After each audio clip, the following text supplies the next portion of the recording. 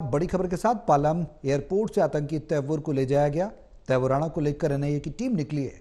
पटेला house court में पेशी होगी। आतंकी तैवूर राणा को दिल्ली लाया गया। अमेरिका से एनआईए की टीम भारत लेकर आई है। 26/11 का मुंबई हमले का साजिश करता है तैवूर राणा। और अब आतंकी तैवूर राणा को पालम एयरपोर्ट से ले जाया गया है। तैवूर राणा को लेकर एनआईए की टीम निकली है। पटेला हाउस कोर्ट में उसकी पेशी होगी। आतंकी तैवूर राणा को दिल्ली लाया गया है। अमेरिका से एनआईए की टीम भारत लेकर आई है और 26/11 मुंबई हमले का मुख्य साजिशकर्ता मोस्ट वांटेड आतंकी तैवूर राणा है, जिस पर एक कार्रवाई देखने को मिल रही है।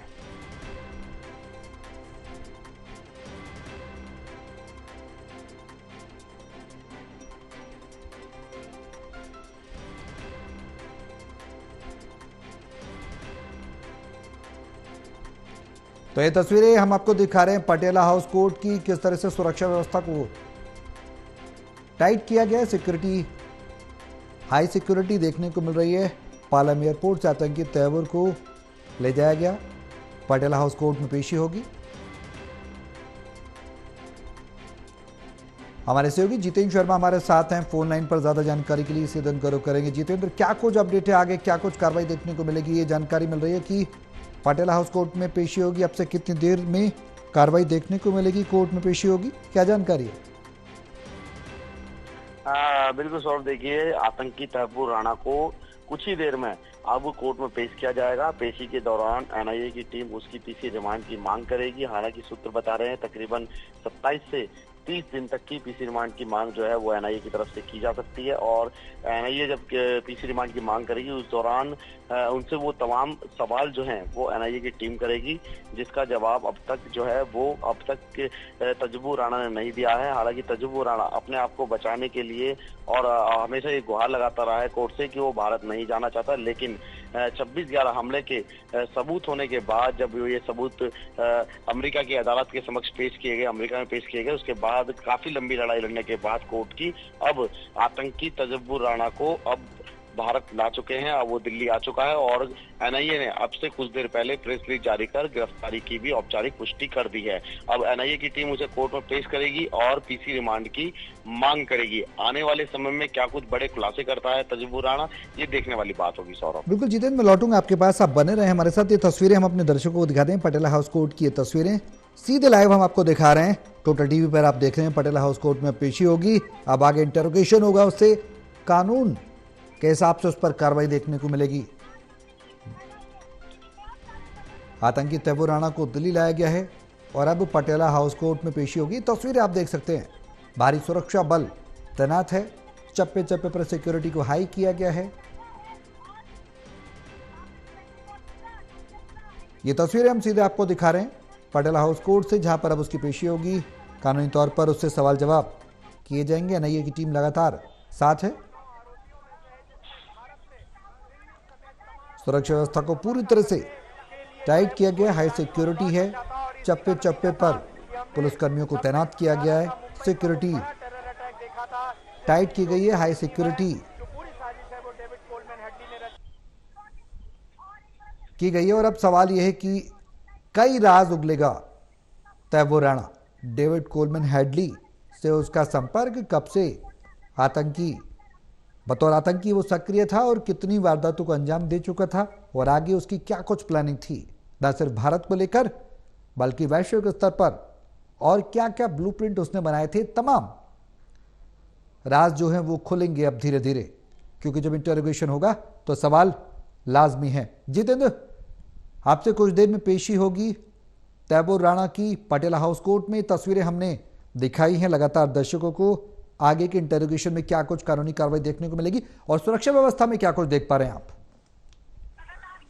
बिल्कुल देखिए, तैमूर राणा को अब पटियाला हाउस कोर्ट ले जाया जा चुका है। अब कुछ देर बाद इसकी पेशी होगी। पेशी के दौरान अब एनआईए की टीम, जैसा कि कहा मैंने, कि पीसी रिमांड की मांग करेगी और रिमांड की मांग करने के बाद ये देखने वाली बात होगी कि आखिरकार कितने दिनों की पीसी रिमांड जो है वो कोर्ट की तरफ से मिलती है। हालांकि सूत्र बता रहे हैं कि 30 दिन की पीसी रिमांड की मांग जो है वो एनआईए की टीम करेगी। फिलहाल अब जो लंबी फहरिस्त है जो सवालों की है कि 26/11 का हमला जब हुआ था उससे पहले की जो सीसीटीवी फुटेज है जो कि एनआईए की टीम के पास है, वो उनके समक्ष रखे जाएंगे, क्योंकि 26/11 हमला का मुख्य साजिश करता है तैमूर राणा।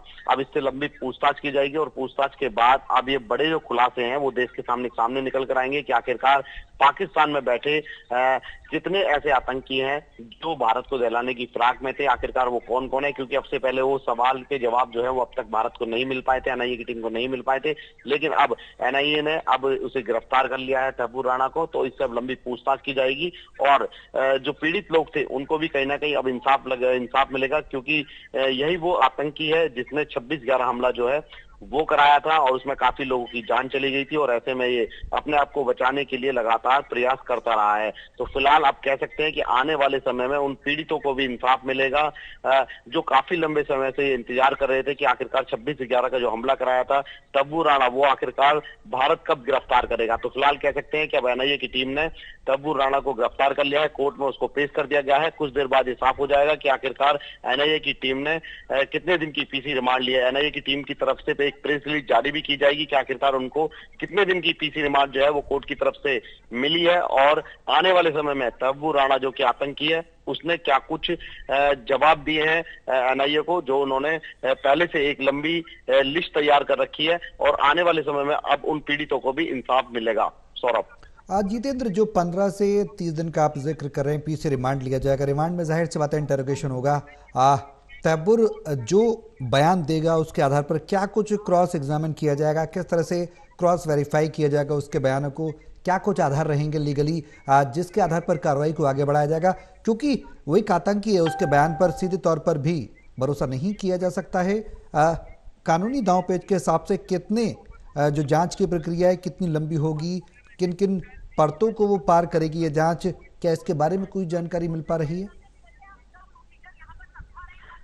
बिल्कुल देखिए, एनआईए की टीम के पास पुख्ता सबूत हैं। इन्हीं पुख्ता सबूत के आधार पर एनआईए लगातार जो है वो अमेरिका की अदालत में लगातार लड़ाई लड़ता रहा है, जिसके तहत अब जाकर के कामयाबी जो है वो एनआईए की टीम को मिली है। एनआईए के पास जो पुख्ता सबूत हैं वो अब उसके सामने तैमूर राणा के सामने भी रखे जाएंगे। हालांकि वो अपने जो एनआईए के जो सवाल है उनसे वो लगातार बचने की कोशिश करेगा, हालांकि घुमा फिरा के जवाब देगा और वो सीधा सीधा वो कभी नहीं कहेगा कि उन्होंने 26/11 हमला कराया है। लेकिन जब जो प्रूफ है, जो एविडेंस है एनआईए के पास, जब उसके सामने रखे जाएंगे तो हो सकता है कि वो पर्दाफाश जो है वो हो सके और आने वाले समय में जब इससे पूछताछ की जाएगी तो ये साफ तौर पर जाहिर है कि ये और भी लोगों के नाम जो है वो सामने ला सकता है, क्योंकि पूरी फहरिस्त जो है वो एनआईए के पास है, पूरी लिस्ट है एनआईए के पास, पूरे पुख्ता सबूत है एनआईए के पास। इसी के आधार पर इसे भारत लाया गया है, इसी के आधार पर एनआईए ने इसे गिरफ्तार किया है। हालांकि पाकिस्तान ने भी अब इससे साफ तौर पर इनकार कर दिया है कि उनका नागरिक नहीं है, कनाडियाई नागरिक है और उन्हें काफी सालों से अपने डॉक्यूमेंट भी रिन्यू नहीं कराए, कोई डॉक्यूमेंट भी नहीं दिए। तो ऐसे में साफ जाहिर है कि एनआईए के पास जो पुख्ता सबूत हैं उसके आधार पर अब तैमूर राणा जो है वो और भी बड़े खुलासे कर सकता है। सौरभ। जितेंद्र, बिल्कुल। अब सवाल ये भी है कि भारत के खिलाफ कौन कौन से ऐसी ताकतें हैं जो लगातार आतंकी घटनाओं को अंजाम देती रही हैं। सबसे पहले पाकिस्तान, फिर कनाडा, चाइना भी कहीं ना कहीं अंदरूनी तौर पर घुसपैठ भारत के खिलाफ करता रहा है।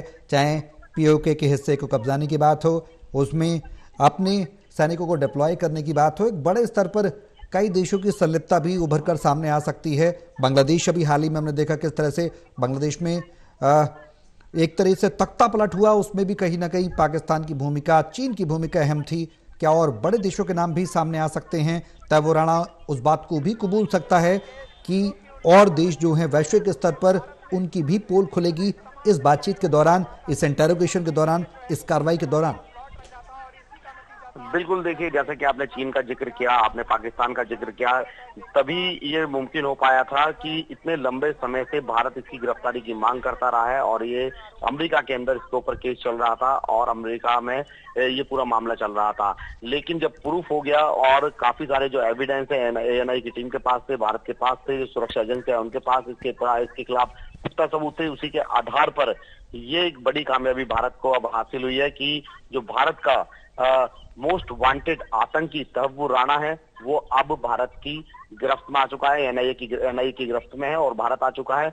अब इससे लंबी पूछताछ होगी और आखिरकार इसके साथ कितने लोग जुड़े हैं, कौन कौन इसमें शामिल रहा है, कौन कौन ऐसे आतंकी हैं जो इसको हमेशा सपोर्ट करते रहे हैं, बहुत सारे ऐसे सवाल हैं जिनका जवाब इसको देना है, जिसके चलते इसे भारत लाने से रोका भी जा रहा था कि ये किसी भी हालत में भारत ना जाए। लेकिन बड़ी जीत इसे माना जा रहा है कि भारत के पास में अब वो आतंकी आ चुका है जिसने 26/11 हमला कराया था और ऐसे और भी आतंकियों के पूछताछ में ये नाम कबूल करेगा जो भारत के खिलाफ हमेशा षड्यंत्र रचते रहे हैं, जिसके चलते अब पाकिस्तान भी इसे अपना नागरिक बताने से बच रहा है, यानी कि पल्ला झाड़ दिया साफ तौर पर भारत से साफ तौर पर अब इससे पूछताछ करेगी जो एजेंसियां, तो पाकिस्तान साफ तौर पर ये मना करेगा कि उसका इन चीजों से लेना देना नहीं है, बड़े बड़े खुलासे करेगा, उसमें भी साफ तौर पर पाकिस्तान हमेशा यही कहेगा कि ये झूठ बोल रहा है, इसका कोई लेना देना नहीं है। तो फिलहाल अभी जो पूछताछ होगी और पूछताछ में क्या कुछ बड़े खुलासे आतंकी करेगा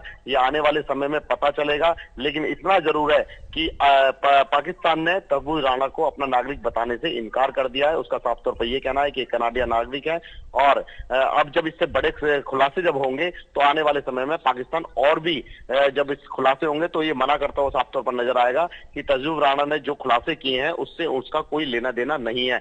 लेकिन फिलहाल कह सकते हैं कि एनआईए की टीम को ये बड़ी कामयाबी मिली है, सुरक्षा एजेंसियों को ये बड़ी कामयाबी मिली है। इतनी लंबी लड़ाई लड़ने के बाद अमेरिका से अब आतंकी तहव्वुर राणा अब भारत आ चुका है, दिल्ली की कोर्ट में इसे पेश किया जा चुका है। आने वाले समय में कुछ देर बाद पता चल जाएगा जब प्रेस रिलीज जारी होगी कि कितने दिन की पीसी रिमांड मिली है और कुछ दिनों बाद ये क्लियर हो जाएगा कि आखिरकार इसके साथ और कौन कौन से संगठन, आतंकी संगठन थे जो इससे जुड़े थे और जो भारत को नुकसान पहुंचाने की और साजिश रचते थे। ये साफ तौर पर अब आने वाले समय में पता चलेगा। सौरभ, हाँ बिल्कुल जितेंद्र, एक बड़े स्तर पर, अंतर्राष्ट्रीय स्तर पर भारत हमेशा आतंकवाद के विरोध में आवाज उठाता रहा है और ये कार्रवाई उसी कड़ी का एक हिस्सा मानी जा सकती है।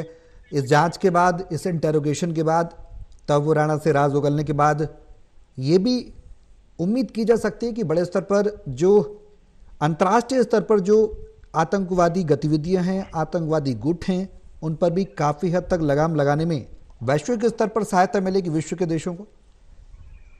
बिल्कुल, देखिए भारत के अंदर कोई भी आतंकी घटना घटती है या फिर वो चाहे भारत के रहने वाले, चाहे दाऊद इब्राहिम की हम बात करें या फिर छोटा राजन की बात करें, तो ऐसे तमाम ऐसे संगठन थे, ऐसे गैंगस्टर थे जिन्होंने भारत को नुकसान पहुंचाने की कोशिश की थी और भारत को नुकसान पहुंचाने के बाद ये सभी विदेश में जाकर के छिप गए थे। और ऐसे अभी भी कई ऐसे गैंगस्टर हैं जो अभी भी भारत के अंदर आपराधिक वारदातों को अंजाम देने के बाद विदेशों में छिपे बैठे हैं। लेकिन ऐसे में एक बड़ी कूटनीति है मोदी सरकार की, जो काफी ऐसे गैंगस्टर हैं जिनको अब तक भारत ला चुकी है।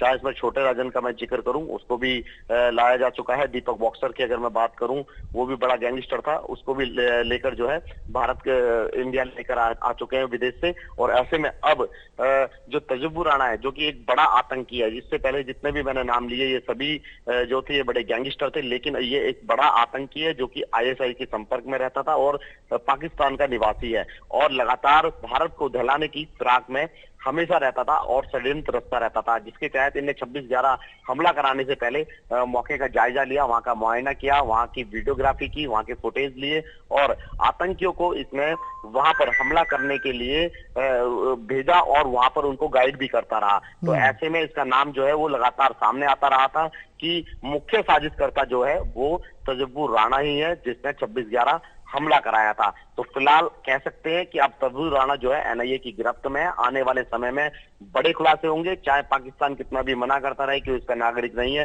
कनाडियन नागरिक है, लेकिन आने वाले वक्त में जब बड़े खुलासे होंगे तो हो सकता है कि पाकिस्तान को फिर से भारत घेरे और उसकी छवि पर भारी असर जो है वो देखने को अब मिलेगा आने वाले समय में। सौरभ, बिल्कुल जितेंद्र, बड़े स्तर पर आतंकी संगठनों की बात की जाए, आतंकी गुट की बात की जाए, तो पाकिस्तान उनका पनाहगार रहा है।